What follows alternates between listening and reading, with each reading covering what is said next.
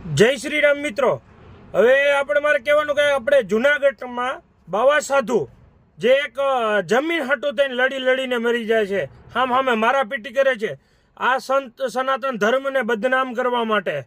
અને એક આ માણસ છે જે બાગેશ્વર બાલાજીની સેવા કરે છે દિને રાત, અને 160 કિલોમીટર પેડલ યાત્રા કરી અને સનાતન ધર્મ હિન્દુ ધર્મને એક કરવા માટે થઈ અને પોતે પેડલ યાત્રા ચાલુ કરી છે અને ધર્મ માટે કુરબાની આપી દે, સનાતન ધર્મ માટે। એવા ધીરેન્દ્ર શાસ્ત્રીજી જે પોતાની યંગ જનરેશન મહેનત કરે છે, અને આપણા જે ગુરુઓ કેવા મોટા ઉંમરના 40, 50, 60 વર્ષના ધર્મને લઈને હાલવાના બદલે થઈ અને પૈસાના અને મકાનના અને ગાદી માટે થઈ એને લડી રહ્યા છે અને અંદરો અંદર ઝઘડા કરી રહ્યા છો, તો આ શરમ આવવી જોઈએ આપણા હિન્દુ સનાતન ધર્મના બાવા સાધુ સંતોને।